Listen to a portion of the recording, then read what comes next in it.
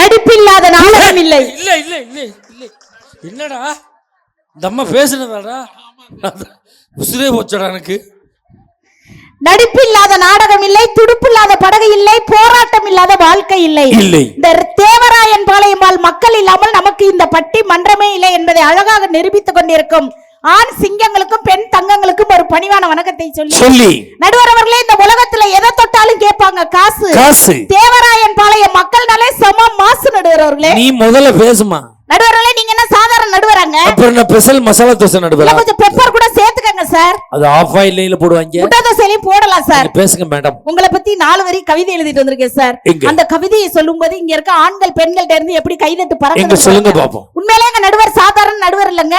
நீங்கள் ஸ்பீடாக பேசுவதில் நீங்கள் ஒரு ஹீரோ ஹோண்டா, ஜில்லடு பேசுவதில் நீங்கள் ஒரு ஜிகர் தண்டா, தாகம் தணிப்பதில் நீங்கள் ஒரு ஃபேண்டா. உங்களை போல் நடுவர் இந்த தமிழ்நாட்டுல உண்டா? அந்த எதிரணிக்கு தீர்ப்பு சொல்ல நீங்கள் என்ன மண்டா மண்டா?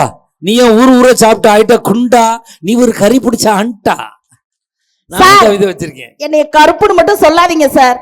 காக்கைக்கும் தன் குஞ்சு பொன் குஞ்சு நடுவர் அவர்களே. என்னமோ இருந்துட்டு போகுது. என்ன பேச்சு? எதிரணியில இருந்து வந்து 2 பேரும் ஆண்களுடைய உழைப்பு தான் சொன்னாங்கல்ல, அவங்க 2 பேருக்கும் ஒண்ணு சொல்றேன் சார். இந்த மின்சாரம் இல்லைன்னா வீடு மட்டும்தான் இருட்டா இருக்கும்.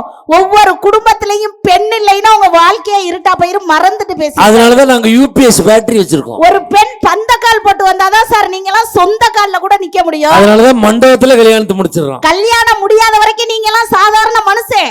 எங்களை திருமணம் முடிச்சதுக்கு அப்புறம் தான் குடும்பத்துக்கு கூட புருஷன். நீங்க நான் புருஷன், நீ யாரு புருஷன்? பத்மா கொழுந்தியாடா லூசு போல. பொண்டாட்டி வேற மாத்தி சொல்றேன்.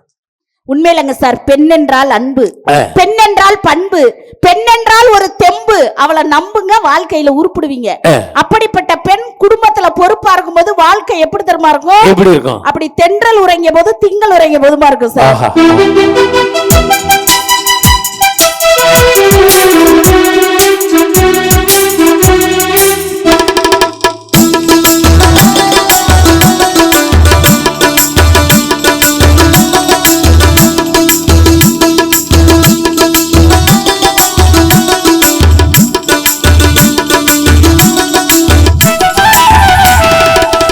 உறங்கிய போதும் உங்கள் உறங்கிய போதும் தங்கள் உறங்கிடுமா காதல், தங்கள் உறங்கிடுமா காதல், தங்கள் உறங்கிடுமா.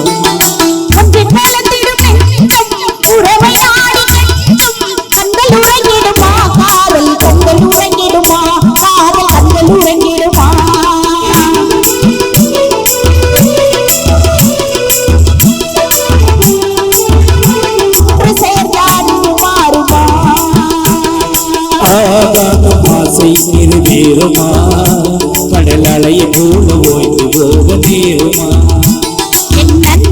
சந்தேகம் சொல்லலாமா கொடியசை நாட பந்தலின்றி உண்மையிலங்க சார். ஒரு குடும்பத்துல பெண் பொறுப்பா இருக்கும் போதுதான் குடும்பம் நல்லா இருக்கும், வாழ்க்கை நல்லா இருக்கும். உண்மையில பாருங்க, பெண்கள் தான் பொறுப்பு இல்ல. அப்புறம் எங்க ஒரு 25 வயசு வந்தவனா போட்டோவையும் ஜாதகத்தையும் தூக்கிக்கிட்டு உங்க வீட்டுல பொண்ணு இருக்கா, உங்க வீட்டுல பொண்ணு இருக்கா, உங்க வீட்டுல பொண்ணு இருக்கான்னு யாங்க வீடு வீடா போய் அலையிறீங்க? நாங்க தான் வீடு வீடா அலையிறோம்ல. நீ பேசாம இருக்க வேண்டியானே? நீ ஏன் ஜன்னலை திறந்துக்கிட்டு மாப்பிள்ளை நல்லா இருக்கானான்னு எங்களுக்கு திரும்ப இழுத்து விடுற? எங்க வீட்டுக்கு நாய் வந்தா கூட தான் நாங்க அப்படி எட்டி பாப்போம். உன் உயரத்துக்கு ஜன்னலே எட்டாது, நீ எப்படி எட்டி பாத்திருப்ப? உண்மையில சார் என்ன பேச்சு சார் பேசுறாங்க? இங்க பாருங்க, எங்க பெண்கள்லாம் எவ்வளவு அழகா மகாலட்சுமி மாதிரி இருக்காங்க. இவ்வளவு தூரத்துல உனக்கு கண்ணு நல்லாவா தெரியுது? எனக்கு என்ன மாலை கண் நோயாக்கும்? உனக்கு பகல்ல பசுமாடு தெரியாதம்மா சார். எங்க பெண்கள் பக்கம் நீங்க ஒரு ரவுண்ட் போயிட்டு வாங்க சார். அப்படியே பூ மணக்கும், பொட்டு மணக்கும், சந்தன மணக்கும், சவ்வாது மணக்கும், குடும்பத்துல புருஷன் மேல உள்ள பாசம் மணக்கும். ஆண்கள் பக்கம் ஒரு ரவுண்ட் போயிட்டாங்க. பீடி நாரும், பிராந்தி நாரும், பான்பராக்கு நாரும், பல நாள் பல்லு தேக்கமா பல்லு கூட நாரும், நார்த்த முடிச்ச குரூப் நீங்க. பெண்கள் பக்கம் போனா பூ மணக்கும், பொட்டு மணக்கும், சந்தன மணக்கும், சவ்வாது மணக்கும். இவ்வளவு மணக்கிறதுக்கு காரணம் என் ஆண்கள் வேர்வை சிந்த உழைப்பதால் மணத்து கொண்டு இருக்கிறது சார். உண்மையிலே பாருங்க, அது மட்டும் கிடையாது. அப்படி நாங்க பெண்கள்லாம் மேட்சுக்கு மேட்சா ட்ரெஸ் போட்டுக்குவோம். ஏன் தெரியுமா? பெண்கள் நாங்களாம் மேட்சுக்கு மேட்சா ட்ரெஸ் போட்டுக்கிறோம். கட்டுன புருஷன் தான் எங்களுக்கு மேட்சா இல்ல, போட்டுக்கிற ட்ரெஸ் அது கொஞ்சம் மேட்சா இருக்கட்டும். ஆண்கள் ஏன் தெரியுமா மேட்சுக்கு மேட்சா ட்ரெஸ் போடுறது இல்ல? ஏன்? கட்டுனதும் மேட்சா இல்ல, கட்டிக்கிறதும் மேட்சா இல்ல, நாங்க போயினே இருப்போம் சார். நிலையான அன்புக்கு பிரிவில்லை சார். சொல்லாத சொல்லுக்கு அர்த்தம் இல்லை, தேடும் பாசத்துக்கு தோல்வி இல்லை, உண்மையான குடும்ப உறவுகளுக்கு ஒரு பெண் இருக்கக்கூடிய வாழ்க்கை எப்படி தெரியுமா சார் இருக்கும்? எப்படி இருக்கும்? பூ மாலையில் ஒரு மல்லிகையா இருக்கும் சார். ஆஹா.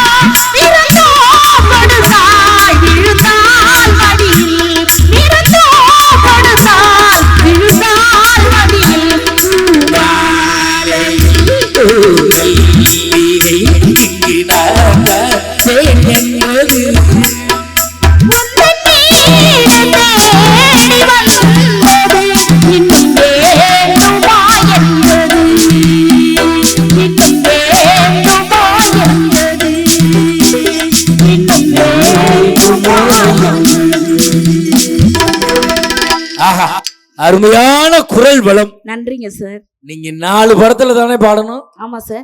40 படத்துக்கு மேல பாடணும். 100 வயசுக்கு மேல இந்த குரல் வளத்தோடு வாழணும்னு என் மக்கள் சார்பா உங்களை வாழ்த்து. நன்றிங்க சார். நீ எத்தனை வயசு வாழணும் ஓம் புருஷன்கிட்ட போய் கேளு. நான் இருக்கும் வரை நீ வாழ்வாய். ஒன்றும் அவசரம் இல்லை. நீ இந்த அம்மா அவன் 3 பேரும் லேட்டா வா.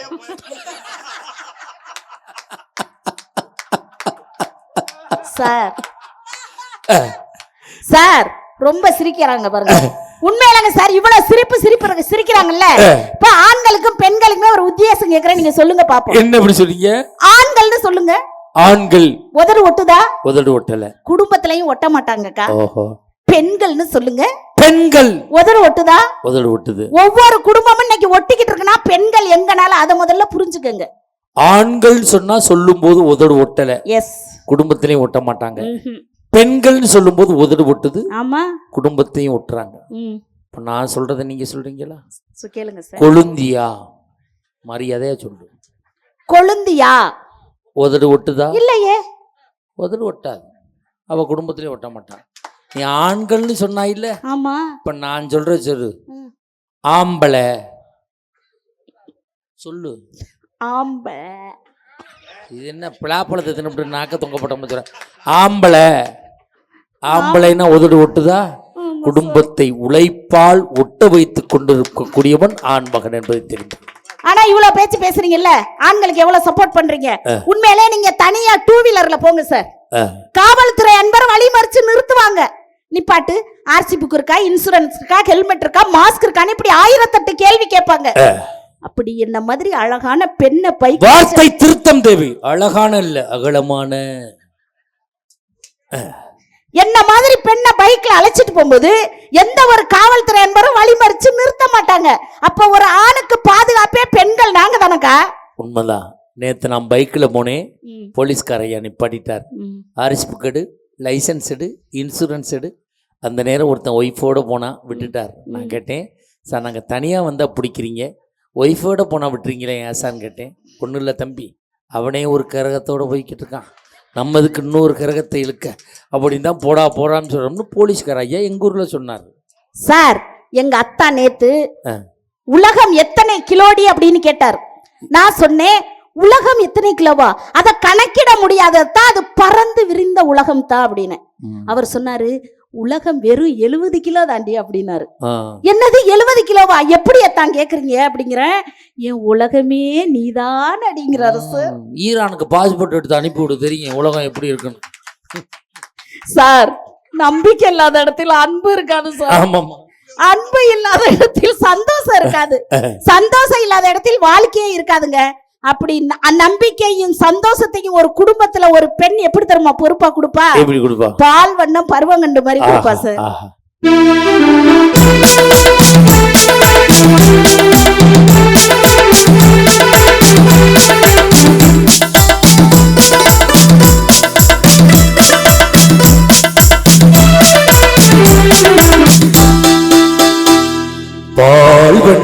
பருவம் கண்டு வேள் வண்ணம் விழிகள் கண்டு மான் வண்ணம் நான் கண்டு பாடுகிறேன்.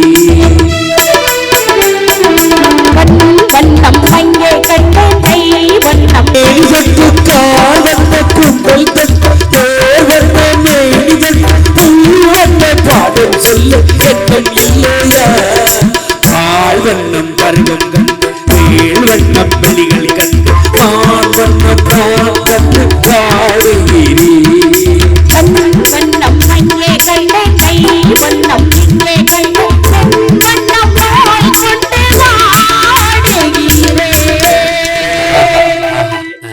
சார். உண்மையிலுமே எங்க அத்தா மாதிரி பாசக்கார மனுஷனும் பார்க்க முடியாதுங்க சார். மனுஷன் காலையில 7 மணிக்கெல்லாம் தூங்கிட்டான்னு எந்திரிச்சிருவாருக்கா. அப்பதான் ஷிப்டுக்கு போவாரு போல இருக்கும். எந்திரிச்சு என் முகத்துல தாக்கா முழிக்கணும்னு ஆசைப்படுவாரு. அந்த ஆள் கிரகமே அப்படி 7 மணிக்கெல்லாம் எந்திரிச்சு தங்க குட்டி கண்ணு தெரியாதவன் உளறி இருக்கான். என்னத்தான் ஒன்னதான் எங்க மாமியார் சொல்லுவாங்க பன்னி குட்டிய தங்க குட்டிக்கிற பாரு. அந்த அம்மா கண்ணு நல்லா தெரியும் போல இருக்கு. ஆனா பட் அத பத்தி நான் கேர் பண்றது இல்ல சார். நீ கேரே பண்றது இல்ல. எங்க உன் கூந்தலத்துக்கு முன்னாடி போடுமா பாப்போம். ஏன் சார் இதுக்கு என்ன குறைச்சல்? அங்க என்னமா இருக்கு குறைச்சலுக்கு? கூந்தல பாத்தீங்களா? பொங்கலுக்கு வெள்ளை அடிக்கிற கட்ட பிரசும் அதிகம் இருக்கு. அதுவும் பிசிறடிச்சு போய் கிடக்கு. உண்மையிலங்க சார் தங்க குட்டினோட அப்படியே சிங்குன்னு அத்தா முன்னாடி போய் நின்னு யாத்தான் டெய்லி காலையில என் முகத்திலே முழிக்கிறீங்களே அவ்வளவு பாசமானு கேட்டேன். அதுக்கு அவர் ஒரு வார்த்தை சொன்னாரு. என்ன சொன்னாரு? அதெல்லாம் ஒண்ணும் கிடையாது, உன்னை உத்து பாப்பேன் இருட்டா இருக்கும் நான் விடியலன்னு படுத்து தூங்கிடுவேங்கிறாருக்கா மனுஷன். இதுக்கு பேரு தான் விடியா முஞ்சிங்கிறது. Hello mic testing. என்னதான் நான் விடியா முஞ்சியாவே இருந்துட்டு போறேன், ஆனா எங்க அத்தா வாழ்க்கை விடிகிறது ஒரு குடும்பத்துல ஒரு பெண் என்னால விடியும். எப்படி? என்னை விட்டு ஓடி போக முடியுமான்னு விடியும் சார்.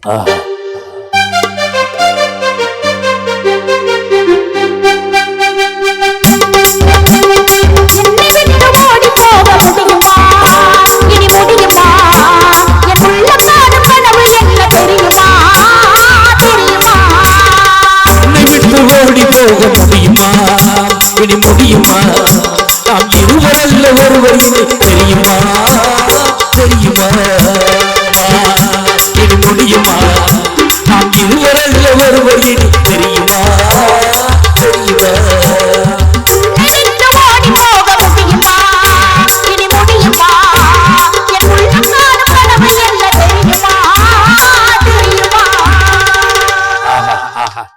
சார் ஒரு குடும்பத்துல கணவனுக்கு மனைவிக்கு சண்டை வந்துருது. அந்த சண்டைய தன் பெத்த புள்ள வந்து சமாதானப்படுத்துவான். அந்த சண்டைய அந்த புள்ளையாலதான் அந்த சண்டையே வந்திருக்கும். உண்மையில சார் எனக்கு எங்க அத்தானுக்கு சண்டை வந்துருச்சுன்னு வச்சுக்கோங்க, என்னைய சமாதானப்படுத்துறதுக்காண்டி பீச்சு கூட்டிட்டு போவார் சார். சென்னையில இருக்கிய அதனால பீச்சு கூட்டிட்டு போவார். ஆமா அப்படி பீச்சு கூட்டிட்டு போய் அப்படியே அவர் மடியில என்னைய சாய வச்சு என் தலைய வருடி விட்டு இந்த நூடுல்ஸ் மண்டையவா 4 வரி கவிதை சொல்லுவார். சொல்லுவான். அந்த வானம் தெரியவில்லை, அந்த நிலவு தெரியவில்லை, அந்த கடல் அலைகள் கூட தெரியலடி செல்லும் அப்படின்னாரு. உடனே நான் கேட்டேன் அவளை அழகா இருக்கனாத்தா அப்படிங்கிறேன். அவளை அகலமா எல்லாத்தையும் மறைச்சுக்கிட்டு படுத்துக்கிட்டே அப்படின்னு. நீ வந்ததுக்கு அப்புறம் இந்த புக்கர் இந்த ஸ்பீக்கர் மைக் செட் எல்லாமே எனக்கு தெரியலையே. என்னதான் குடும்பத்துல இப்படி சிறு சிறு ஊழல்கள் பிரச்சனைகள் இருந்தாலும் கூட அதை தான் பெத்த புள்ள அந்த அப்பா அம்மா சண்டையை எப்படி சமாதானப்படுத்தும் பாருங்க.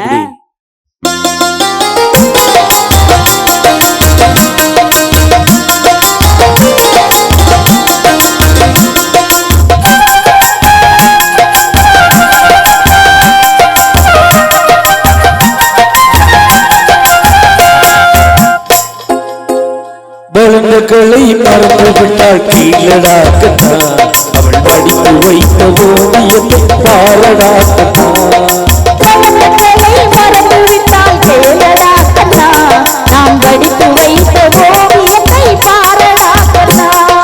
குடும்பங்களை போதுமென்று கூறடா கண்ணா, குடும்பங்களை போதுமென்று கூறடா கண்ணா. இந்த கூடவே கலைகள் வேறு ஏதடா கண்ணா. பலன்களை மறந்து விட்டால் நேற்று வரை நடந்ததெல்லாம் போகட்டும் கண்ணா, நேற்று வரை நடந்ததெல்லாம் போகட்டும் கண்ணா. இன்று முதல் என்னிடத்தில் வாழச் சொல் கண்ணா, இன்று முதல் என்னிடத்தில் வாழச் சொல் கண்ணா. அவர் இல்லாமல் எனக்கு வேறு யாரடா கண்ணா, அவர் இல்லாமல் எனக்கு வேறு யாரடா கண்ணா. நான் அடைக்கலமாய் வந்தவள் தான் கூறடா கண்ணா. பலன்களை மறந்து விட்டால் கீழடா கண்ணா, அவள் படித்து வைத்த ஓவியத்தை பாரடா கண்ணா. நீ உட்காரடா கண்ணா.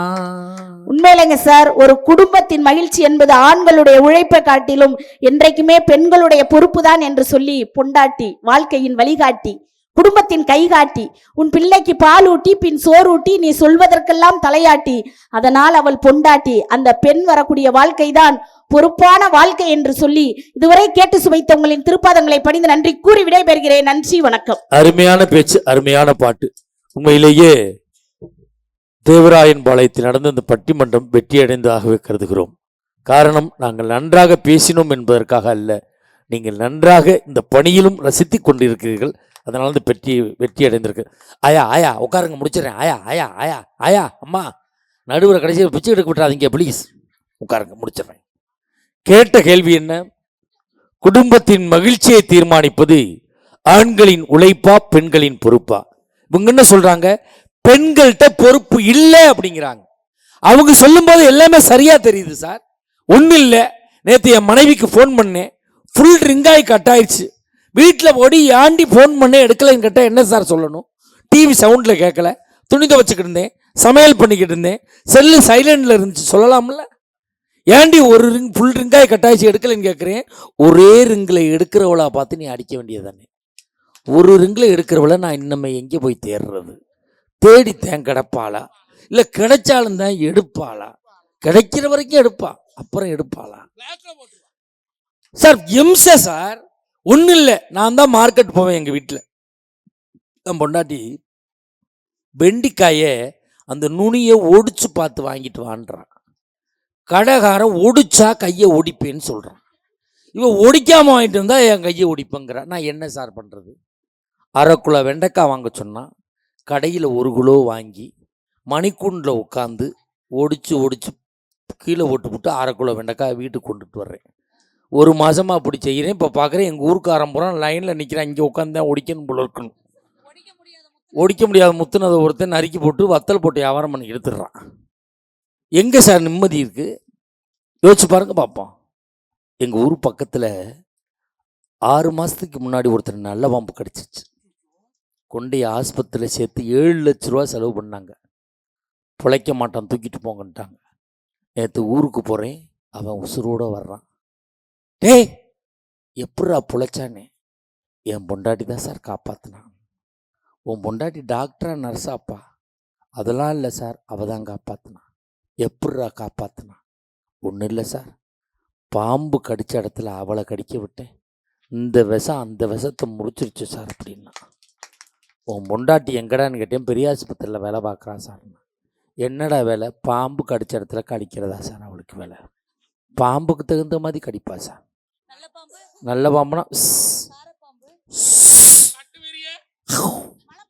மலைப்பாம்பு கடிக்காது, முழுங்கு மலைப்பாம்பு. அப்ப இந்த பெண்களால் என்ன சார் பொறுப்பு இருக்கு? ஒரு ஆணின் உழைப்பு எப்படிப்பட்ட உழைப்பு? ஒன்னும் இல்லை, இப்ப நம்ம ஈரானில் மிகப்பெரிய போர் நடந்து கொண்டு இருக்கிறோம். குவைத் பக்ரைன்ல எல்லாம் தாக்குறாங்க. எத்தனை ஆண்மகன்கள் தன் குடும்பத்திற்காக, தன் பிள்ளைகளுக்காக, தன் தாய்க்காக, தந்தைக்காக அயல்நாடு சென்று விட்டு அங்கே தன் உயிரை வெறுத்து பதுங்கி குழி போல் ஒதுங்கி கொண்டிருக்கிறார்களே, அந்த ஆண்மகனுடைய உழைப்பை எங்கே கொண்டு சேர்ப்பது? நண்பர்களே, இன்று ஒரு 6 மாதத்திற்கு முன்பு, 1 வருஷம் இருக்கும், திருச்சியிலே ஒரு விமானம் 196 பயணிகளை ஏற்றிக்கொண்டு பறந்தது. மேலே விமானம் பறக்க சென்றவுடன் கட்டுப்பாட்டு அறையிலிருந்து அவர்களுக்கு தகவல் கொடுக்கப்படுகிறது, தொடர்ந்து இந்த விமானம் பயணித்தால் தீப்பிடித்து எரிந்துவிடும். காரணம் என்ன?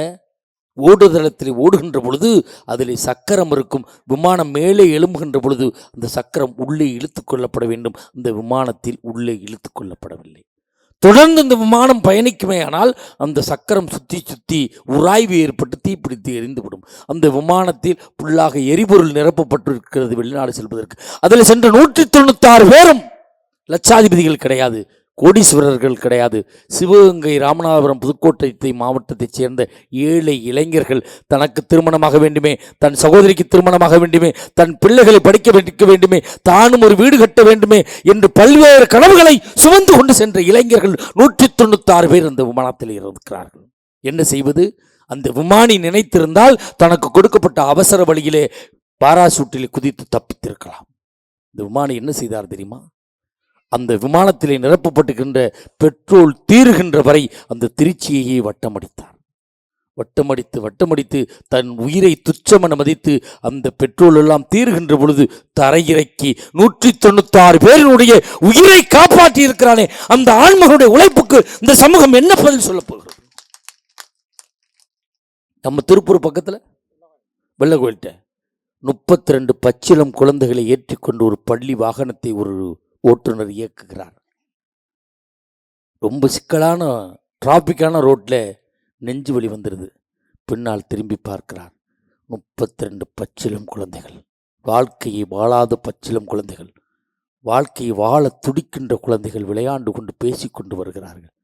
அவர் தன் வழியை பொறுத்து கொண்டு அந்த நெருக்கமான ரோட்டிலே சிறிது தூரம் ஓட்டிச் சென்று ஓரத்தில் இடம் கிடக்கின்ற இடத்திலே அதை ஓரமாக நிறுத்திவிட்டு அந்த வட்டையிலே சாய்ந்தவர் தட்டி பார்க்கிறார்கள். உயிர் பிரிந்து விடுகிறது.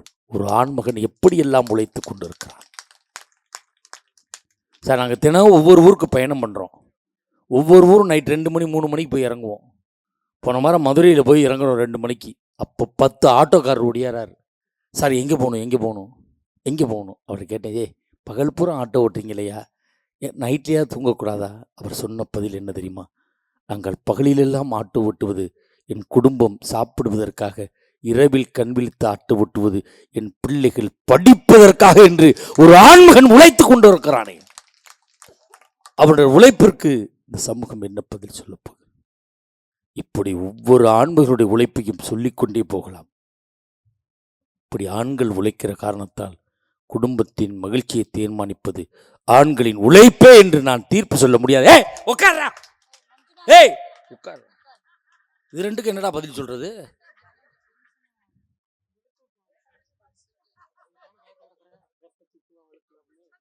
அப்ப பெண்களுடைய பொறுப்பு என்னன்னு பார்க்கணும்ல சார். இப்போ பட்டிமன்றம் முடியும் சார், நான் ஒரு 3 மணிக்கு வீட்டுக்கு போவேன் சார். காலிங் பெல் அடிப்பேன். என் மனைவி கதவு திறப்பா. வாங்க மகாராஜா, தேவராயன் பாளையம் பட்டிமன்றம் சென்றீர்களே, எப்படி இருந்தது? அப்படியா கேப்பா. போத்தனம் பைதுக்கிட்டு ஊர் சுத்திரியப்பா போப்பா.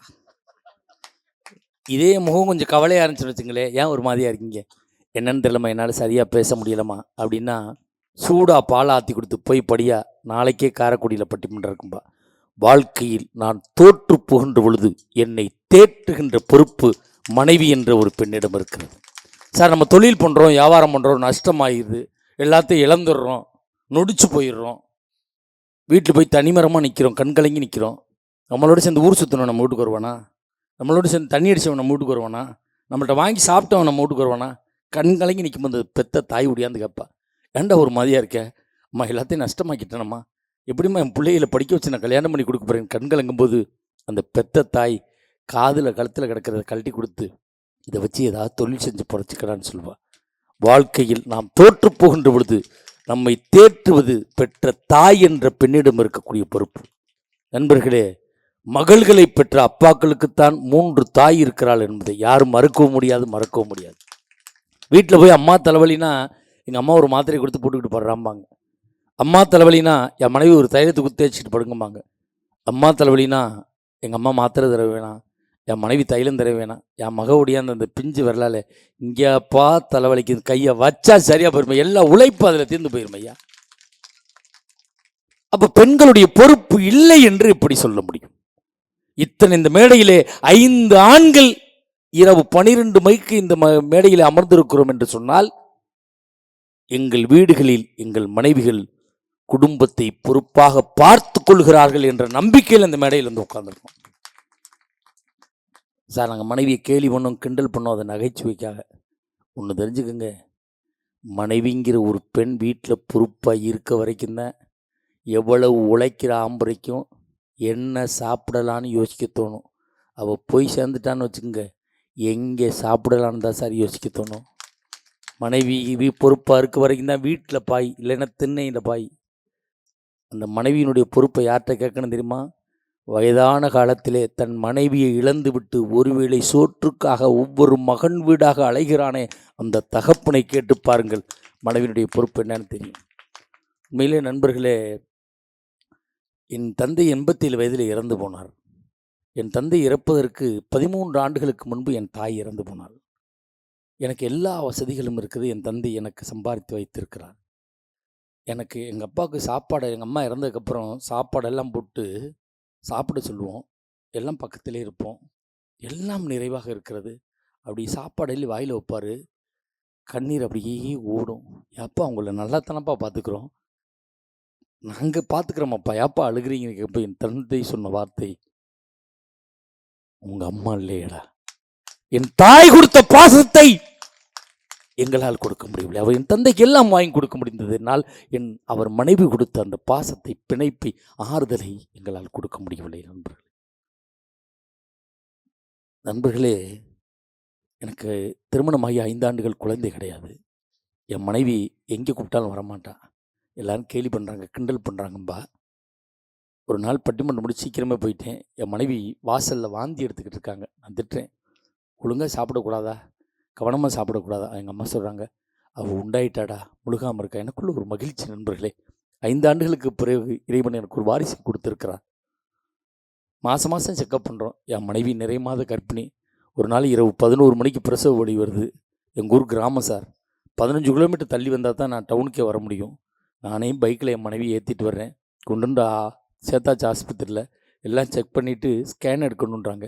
எடுத்து பார்த்து டாக்டர் சொல்கிறாரு, சார் டிபிக்கல்ட்டு கண்டிஷனாக இருக்குது, ஒன்று தாயை காப்பாற்றலாம், இல்லைன்னா பிள்ளையை காப்பாற்றலாம், ரொம்ப சிரமம் அப்படின்றாங்க.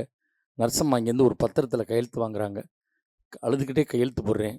என் மனைவி ஆப்ரேஷன் தேட்டருக்குள்ளே கொண்டு போயிட்டாங்க. கொஞ்ச நேரத்தில் மனைவி எழுவுற சத்தம், கொஞ்ச நேரம் சென்று குழந்தை எழுவுற சத்தம். நான் தனிமரமாக நிற்கிறேன், பரதேசியாக நிற்கிறேன். அங்கேருந்து நர்சம்மா ஒரு குழந்தையை கொண்டு வந்து கொடுத்து, ஆம்பளை பிள்ளை பிறந்திருக்கா சார் அப்படின்றாங்க. நான் கேட்குறேன், என் பொண்டாட்டி நல்லா இருக்காளா, என் மனைவி நல்லா இருக்காளா, உங்களை தான் சார் பார்க்கணுன்னு சொல்கிறாங்க அப்படின்னாங்க. பூரியா வர மயக்கத்தில் படுத்திருக்கா. கொஞ்சம் கொஞ்சமாக தலையை தடவி கொடுத்து கண்முழித்து என்னை பார்த்து சாப்பிட்டீங்களான்னு கேட்டார். நண்பர்களே, எனக்காக ஒரு வாரிசை பெற்றுக் கொடுத்தவள் என்னுடைய மனைவி. நான் ஒரு ஆண்மகன் என்பதை நிரூபித்து கொடுத்தவள் என்னுடைய மனைவி. என் சொந்த பந்தங்களின் ஏச்சு பேச்சுக்கெல்லாம் முட்டுப்புள்ளி வைத்தவள் என்னுடைய மனைவி. இப்படி ஒவ்வொரு குடும்பத்திலும் பெண்கள் வாழ்ந்து கொண்டு இருக்கிறார்கள். அவருடைய பொறுப்பும் இருக்கிறது, ஆண்களின் உழைப்பும் இருக்கிறது. எப்படி தீர்ப்பு சொல்வது? மதுரை மீனாட்சியை பார்த்து ஷேக் முகமதுங்கிற ஒரு இஸ்லாமிய கவிஞன் பாடிய பாடல்தான் இந்த தலைப்புக்கு தீர்ப்பாக அமையும் என்று நான் நம்புகிறேன். ஆண்டவனை காதலிச்சா பாண்டி நாட்டு மீனாட்சி, காதலிச்சு மணந்ததுக்கு மதுரை கோவில் காட்டி. ஆண்டவனை காதலிச்சா பாண்டி நாட்டு மீனாட்சி, காதலிச்சு மணந்ததுக்கு மதுரை கோவில் சாட்சி. வெட்ட வெட்ட வளரும் கொடி என்ன கொடி கூறம்மா, கட்டளை கேட்கலம்மா, காதல் கொடி தானம்மா. ஓடுகிற வண்டி ஓட ஒற்றுமையா 2 மாடும், ஒன்ன விட்டு ஒன்று பிரித்தா என்னவாக எண்ணி பாரு. ஓடுகிற வண்டி ஓட. நண்பர்களே, குடும்பம் என்பது ஒரு மாட்டு வண்டி போன்றது. அதில் ஆணின் உழைப்பு ஒரு சக்கரம், பெண்ணின் பொறுப்பு ஒரு சக்கரம். ஒரு குடும்பத்திலே உழைக்கிற ஆண் இருந்து பொறுப்பில்லாத பெண் இருந்தால் அந்த குடும்பம் மகிழ்ச்சி அடையாது. அதே நேரத்தில் உழைக்காத ஆண் இருந்து பொறுப்பான பெண் இருந்தாலும் குடும்பம் மகிழ்ச்சி அடையாது. இன்றைய தமிழகத்தில் குடும்பங்கள் மகிழ்ச்சியாக இருப்பதற்கு காரணம் ஆண்களின் உழைப்பும் பெண்களின் பொறுப்பும் தான் என்று சமமாக தீர்ப்பளித்து நிறைவு செய்கிறோம். வாய்ப்பு இருந்தால் மீண்டும் பல தலைப்புகளில் சந்திப்போம். ஒன்றை மட்டும் சொல்லி நிறைவு செய்கிறேன். உறவுகளே, சொத்துக்களை வேண்டுமானால் பிரித்துக் கொள்ளுங்கள், சொந்தங்களை ஒருவதும் பிரித்துக் கொள்ளாதீர்கள். நன்றி, வணக்கம்.